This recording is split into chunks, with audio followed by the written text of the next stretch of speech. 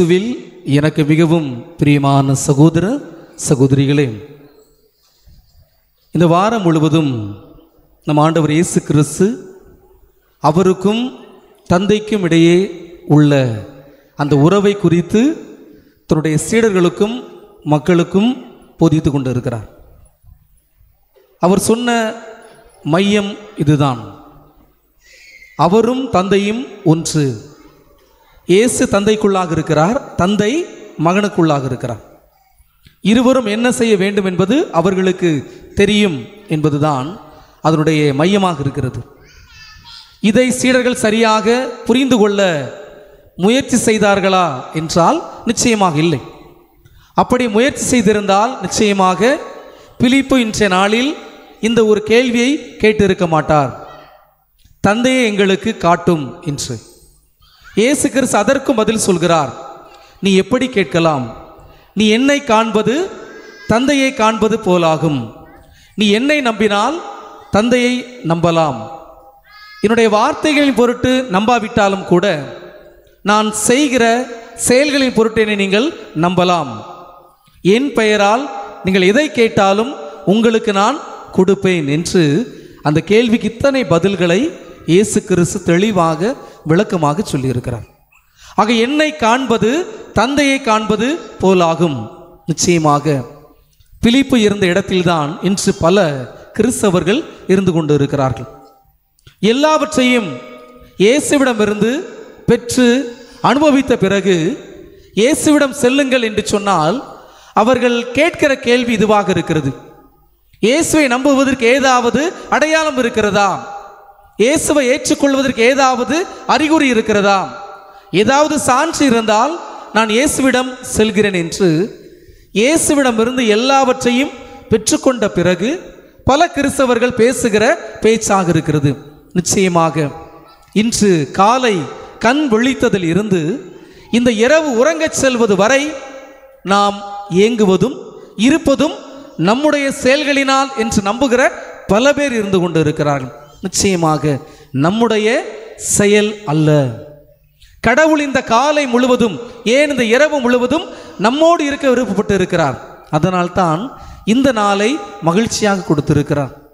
இன்று பல கிறிஸ்தவர்கள் இந்த ஒரு கேள்வியை தான் கேட்டுக்கொண்டு இருக்கிறார்கள்: தந்தையை நாங்கள் காண வேண்டும், அதற்கு ஏதாவது சான்று, ஏதாவது அறிகுறி, அடையாளம் இருக்கிறதா? நான் பார்த்தால் மட்டும்தான் நம்புவேன் என்று கேட்டுக்கொண்டிருக்கிற காலத்தில் தான் நாம் இன்று இறைவனை தேடி வந்திருக்கிறோம். உண்மையிலே நாம் அனைவருமே பேறு பெற்றவர்கள் தான். கடவுளை கண்டும் நம்புகிறோம், காணாமலே நம்புகிறோம். இன்று பல கிறிஸ்தவர்கள் கடவுளை நம்புவதற்கு பல கேள்விகளை கேட்டுக்கொண்டு இருக்கிறார்கள். பிரியமான சகோதர சகோதரிகளே, இது எவ்வளவு காலம் நான் உங்களோடு இருக்க முடியும்? இது என்னுடைய கேள்வி அல்ல. நம் ஆண்டவர் இயேசு கிறிஸ்து சீடர்கள் நம்பிக்கை இழந்த போதெல்லாம் அவர்களை பார்த்து கேட்ட கேள்வி இதுதான்: இனி எவ்வளவு காலம் நான் உங்களை பொறுத்து கொள்ள முடியும்? இனி எவ்வளவு காலம் நான் உங்களை தேற்ற முடியும்? ஆக நம்பிக்கையை பெற்றுக்கொள்ளுங்கள். உள்ளம் கலங்க வேண்டாம். அடையாளத்தை எதிர்பார்க்க வேண்டாம். அறிகுறியை எதிர்பார்க்க வேண்டாம். என்னுடைய செயல்களின் பொருட்டு நீங்கள் என்னை நம்பினால் போதும் என்று ஒவ்வொரு நாளும் திருப்பலியில் தன்னை உடைத்து காட்கிற கடவுளாக இருக்கிறார். திருப்பலியில் இறைவன் தன்னை முழுமையாக வெளிப்படுத்துகிறார். உயிருள்ள சதையாக, இரத்தமாக நம்மை நம் ஒவ்வொருவர்களுக்குமே கொடுத்து கொண்டு இருக்கிறார். இதை விட கிறிஸ்துவை நம்புவதற்கு ஏதாவது தடை இருக்கிறதா? இதை விட கிறிஸ்து நமக்கு வேறு என்ன அறிகுறி, அடையாளம் காட்டிவிட முடியும்? பிரியமான சகோதர சகோதரிகளே, நாம் கொண்டிருப்பதும் இனிமேல் பெறப்போகிற எல்லாமே கடவுள் கொடுத்தது என்று நாம் நம்பினால் நிச்சயமாக கடவுளை ஏற்றுக்கொள்வதற்கும் அவருடைய வார்த்தைகளை செவி கொடுப்பதற்கும் நிச்சயமாக நாம் புறக்கணிக்க மாட்டோம். எதையெல்லாம் நாம் பெற்றுக்கொண்டோம், எதையெல்லாம் நம்முடைய உழைப்பில் நாம் பெற்றுக்கொண்டோம் என்று நாம் நம்புகிறோமோ அன்றைக்கு கடவுளை புறக்கணிக்க ஆரம்பிக்கிறோம். அன்று பிலிப்பு போல ஆண்டவரை எங்களுக்கு காட்டும் என்று. அவர் எங்கே இருக்கிறார்? அவர் எங்கே இருக்கிறார்? அவர் எனக்கு ஒன்றும் தரவில்லையே, என்னுடைய வாழ்க்கையில் ஒன்றும் அவர் எனக்கு கொடுக்கவில்லை என்று நம்முடைய நாவை வைத்து நாம் பேசிக்கொண்டு இருக்கலாம். ஆனால் கடவுள் நாம் எவ்வளவு அவரை புறம் தள்ளினாலும், நன்றி மறந்தாலும் நிச்சயமாக இந்த காலை வேளையிலிருந்து இந்த தருணம் வரை நாம் விரும்பினாலும் விரும்பாவிட்டாலும் நம்மோடு உடனிருந்த கடவுளாக இருக்கிறார். நாளைய தினத்தையும் நமக்கு வாக்களித்து கொடுத்த கடவுளாக இருக்கிறார்.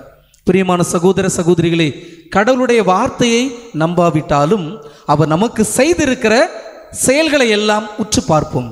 இயற்கையை பாருங்கள், நம்ம கொடுத்திருக்கிற ஒரு சில பொருட்களை பாருங்கள், மற்றவர்களோடு ஒப்பிட்டு பாருங்கள், மற்ற மனிதர்களை பாருங்கள்.